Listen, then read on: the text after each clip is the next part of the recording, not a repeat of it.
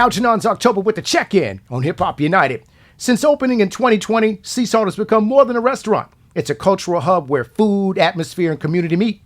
Sea Salt has built a loyal following by blending coastal-inspired cuisine with the kind of unforgettable experiences that guests keep coming back for. We're dining with a vibe over here in these streets, and we got Britt and Juan here at the check-in. How you doing? We're doing great. Pretty well, no complaints. Welcome. I love that introduction. Listen, I would love to take full credit for that, but that is some language that was given to me, but I liked it so much, I said it needed to be repeated. So we welcome you guys here. You are filling hearts and souls and all these things. I like good food. I'm a big fan of things that taste good, and as well as places I can go where I can lounge and be around good folks. But more importantly for you guys, we were talking off mic. 5 years. This is your fifth year anniversary. Fifth year. And you got a celebration that's going to be taking place, I think, next Thursday, if I'm not mistaken, October 9th. October is a very powerful month. It's a great month for obvious reasons. So I've heard. You know, for obvious reasons.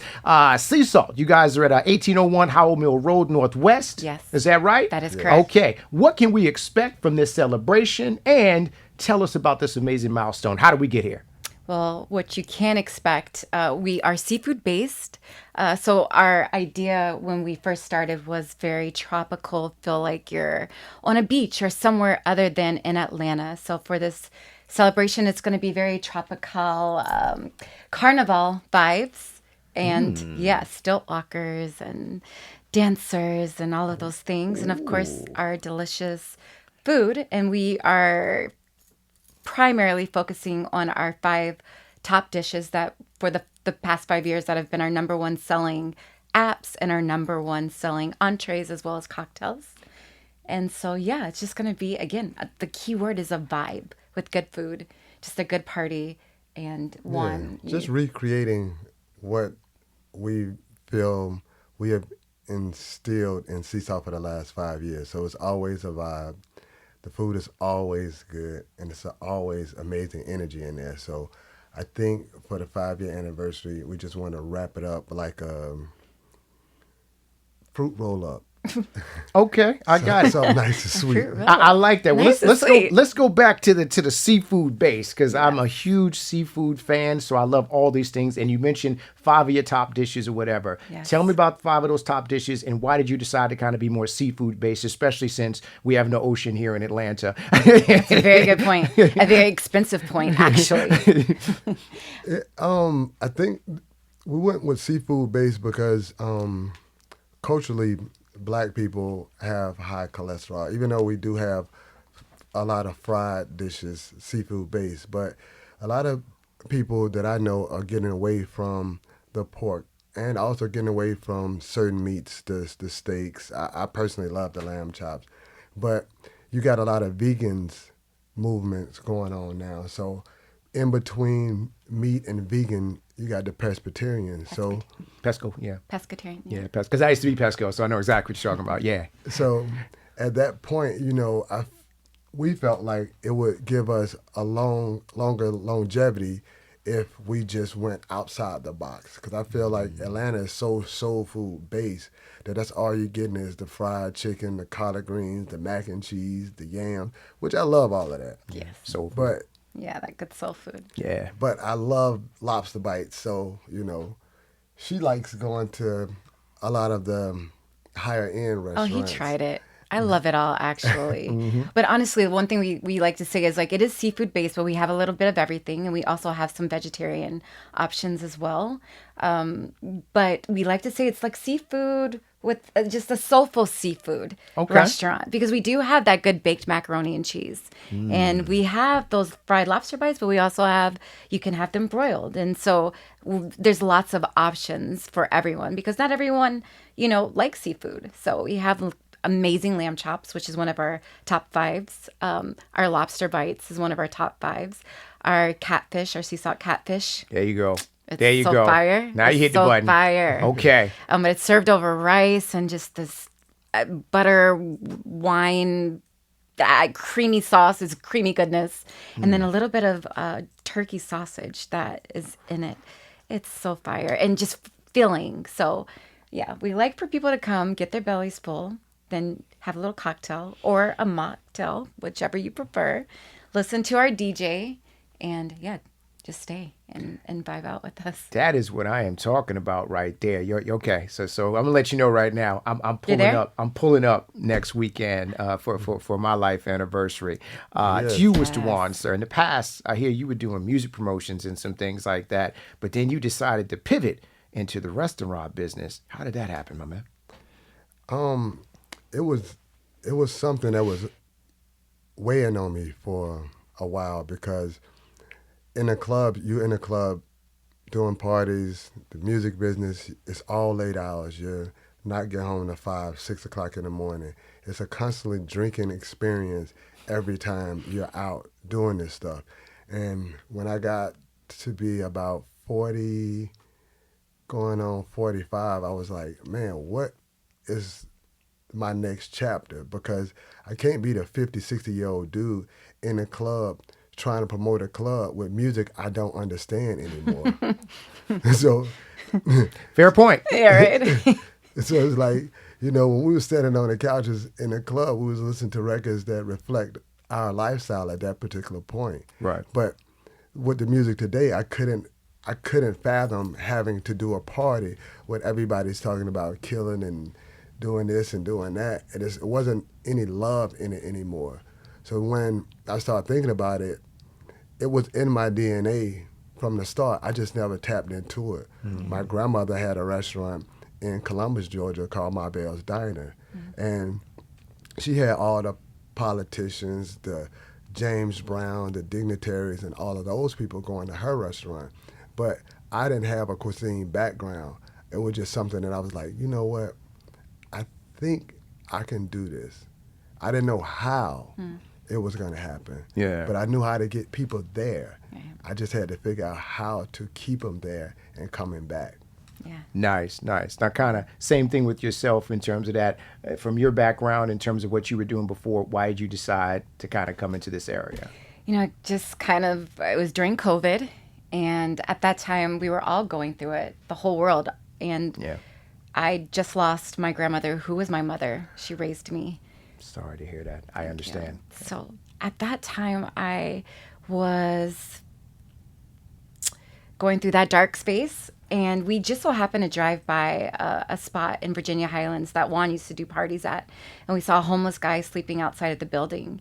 And we both were just like, I wonder what we could do there. And after that, we just put our heads together. We spoke things out into existence. And I truly believe that at that time, because it was we took a big chance, a huge chance. I mean, we just put it out there, and I knew I no longer wanted to work corporate. I did know that. I also did modeling and acting and came from a musical world as well. So I did a little bit of everything, but I knew at that point, I didn't know for certain it would work, but it sounded and felt good. And we stepped out on faith. That's the best way to put it, is we really and truly stepped out on faith. And here we are 5 years later. Wow. And we're going to talk a little bit more about that, too. First of all, definitely sorry to hear about the Thank loss you. of your grandmother. The anniversary of my grandmother passing last year is coming up rapidly. So I absolutely understand that. Yeah. And she was definitely, I call them, grandmothers are your second moms, man, in my opinion. I agree. There's that love it's a different type of love. Different. They just love you differently. Yes. And it's just, and love my mom as Right, well. of But it's course. just something about Granny, Yeah, with that. no, And it's true. I totally understand where you're coming from. Back to the restaurant industry.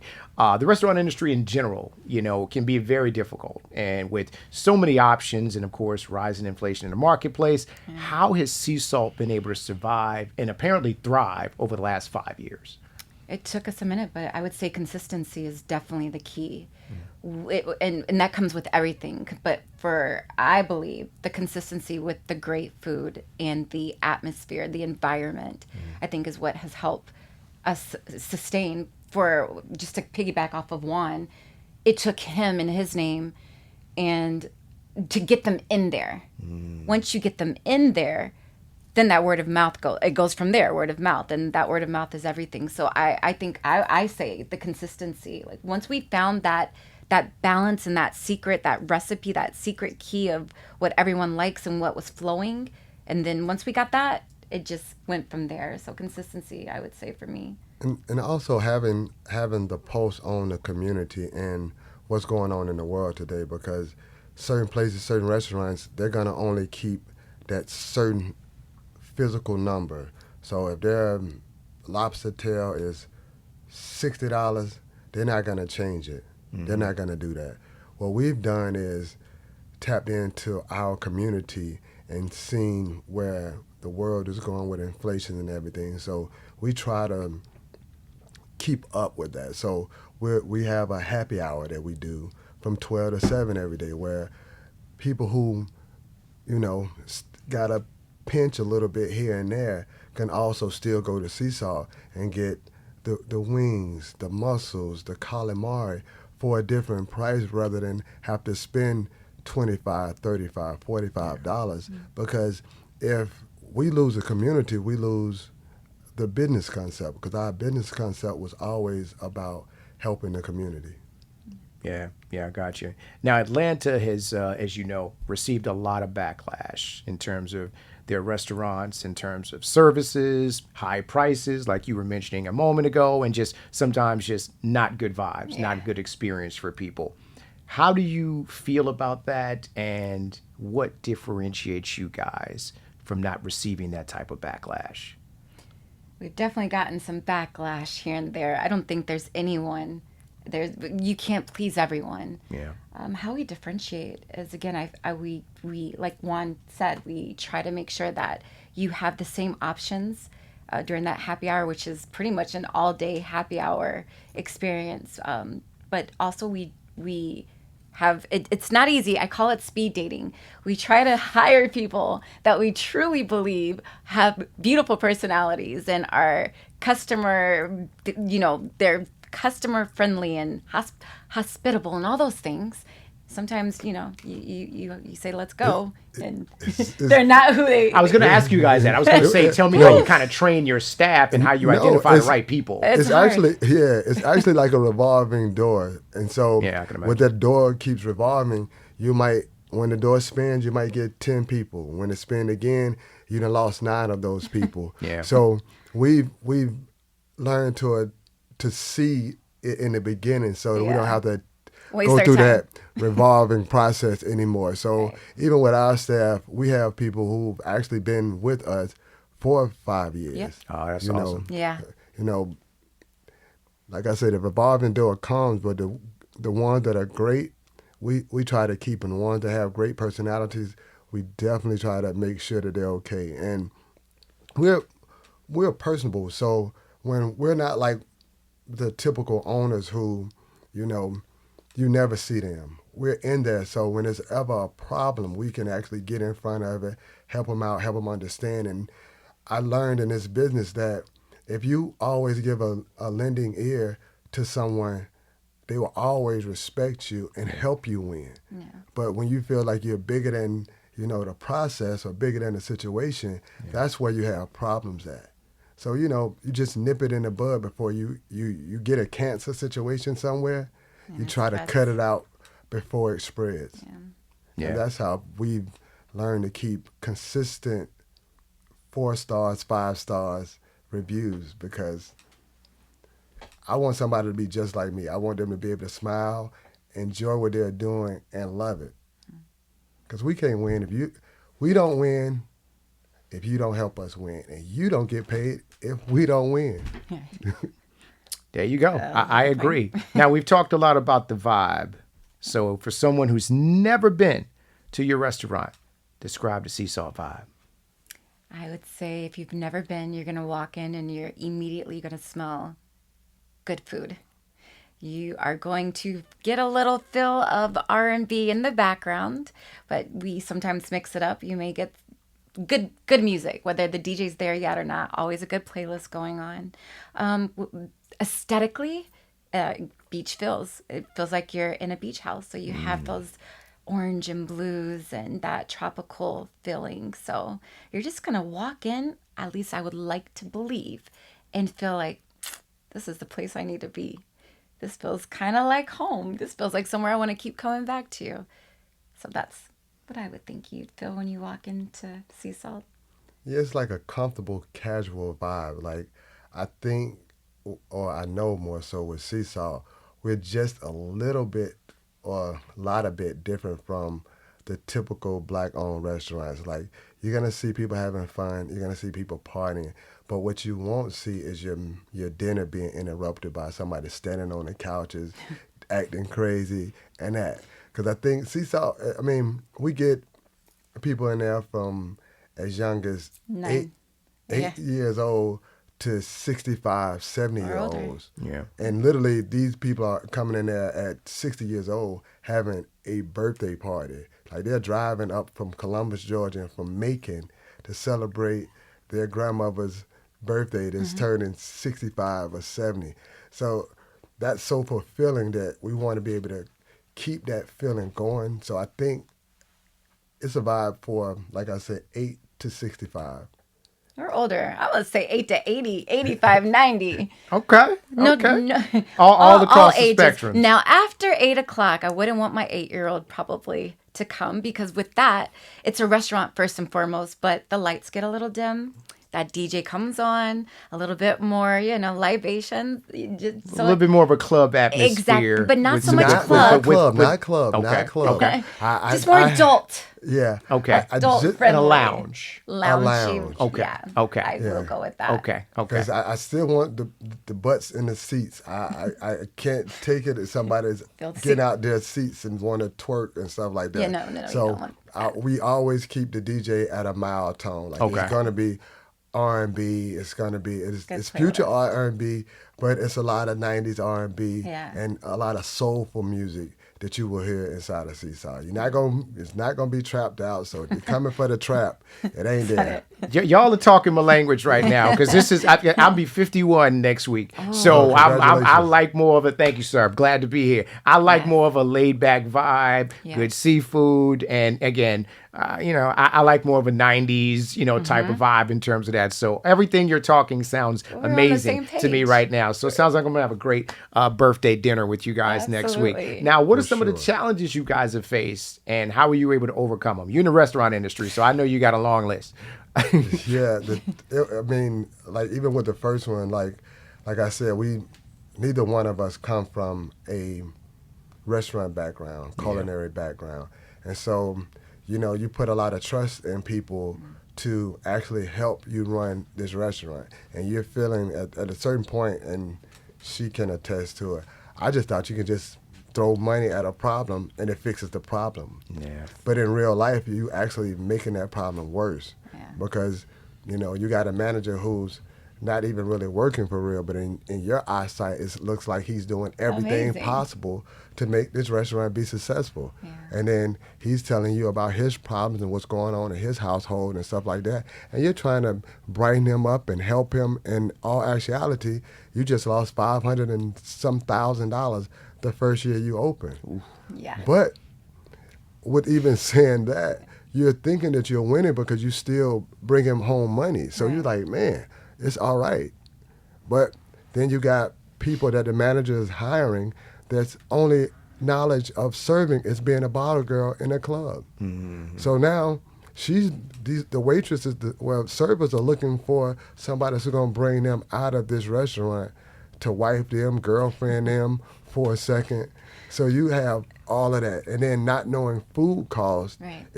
is another big situation because now your managers are ordering food from you based on their perception of what the restaurant needs. They're not doing inventory for real.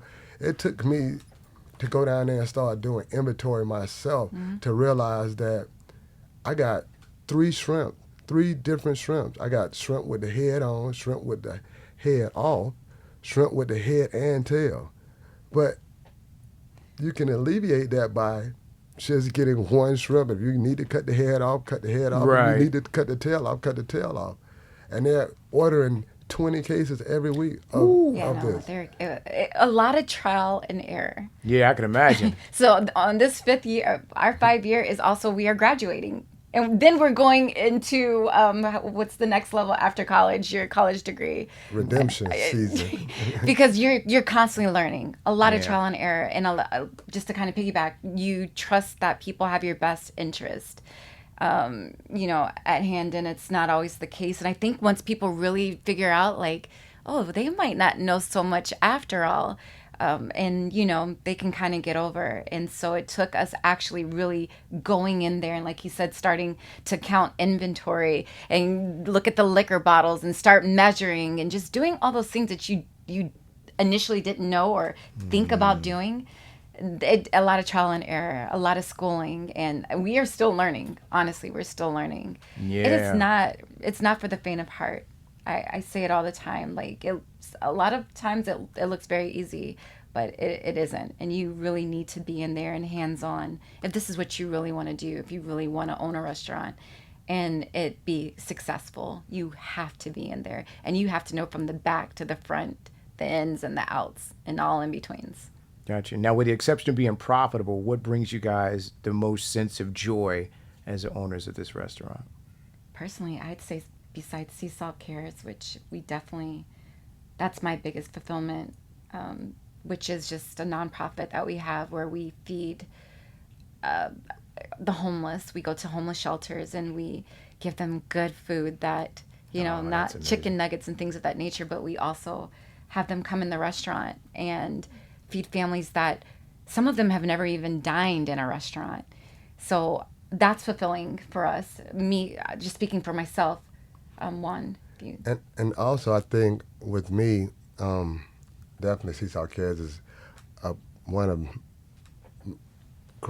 the great things that we do. But also, the biggest thing is knowing that a kid that's coming from one of those places, being raised by a single mother or a single father, knowing that he actually can do something outside of his own box. Like, I know people who have culinary experience in restaurants, great chefs, great person, but can't really hold a restaurant. So for somebody like me with, maybe 1 year of college education, but able to have a restaurant where we have over 73 employees, that's real fulfilling, because it's a challenge that I couldn't see myself really doing. And when I heard restaurants don't last no longer than 2 years, 3 at best. And now we're going on 5 years, and now we're hitting our stride right now. So I feel like people who don't know what they want to be or grow up to be, I think it's just being able to dream. So I feel like Sea Salt is like my dream, because I couldn't fathom it being this way.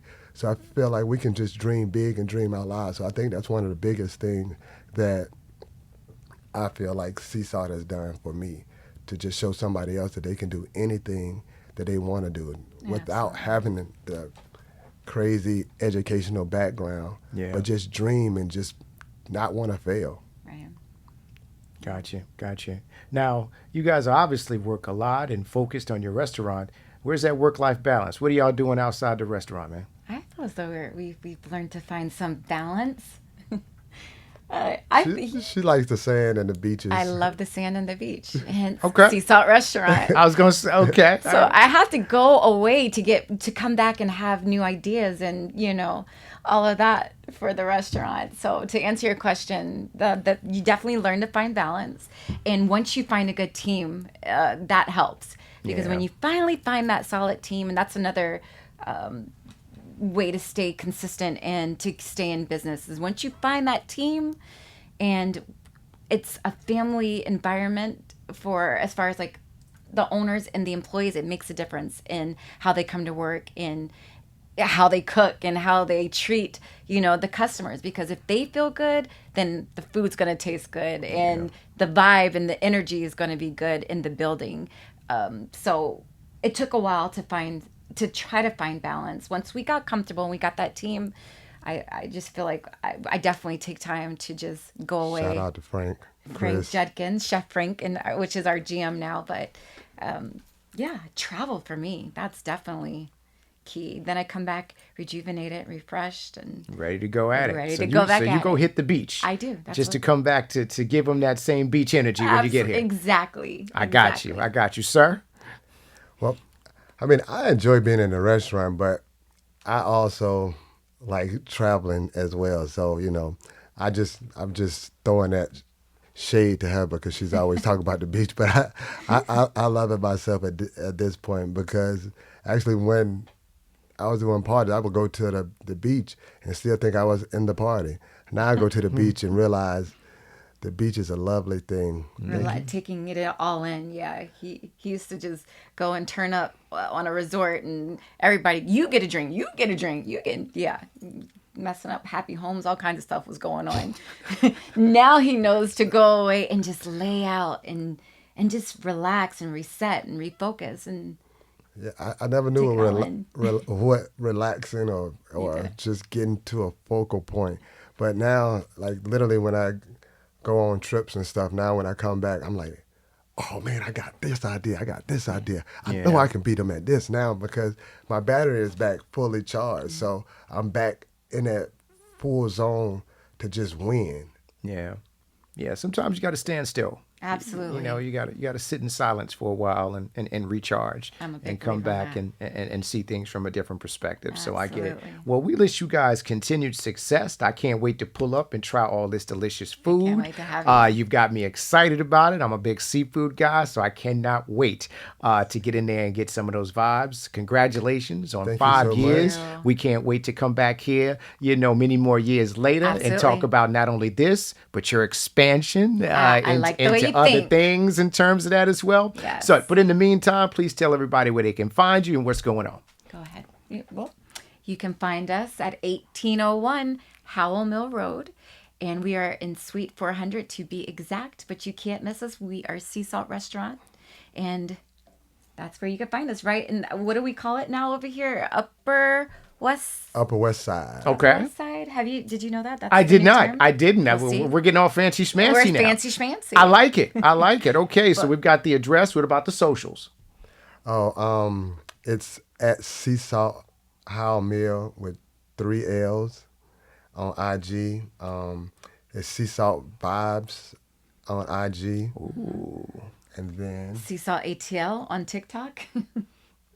And what is it on Facebook? I feel like we're put on the spot, but I believe it's Sea Salt Howell Mill on Facebook as well. Okay, good, because we want people to go ahead and look up and see all of the delicious meals before they come up in there, and they can share it, and they can see everything that's going to happen before they get there. Well, listen, once again, we appreciate y'all falling through. I can't wait to taste it. I know it's going to be great vibes out there. Yes. Dining with a vibe. Well, listen, Dining with Britt, a vibe. Juan, Sea Salt Restaurant, y'all have officially been checked in with Hip Hop United. Let's go. Appreciate Happy birthday, Algernon. Yes. Hey, we appreciate y'all.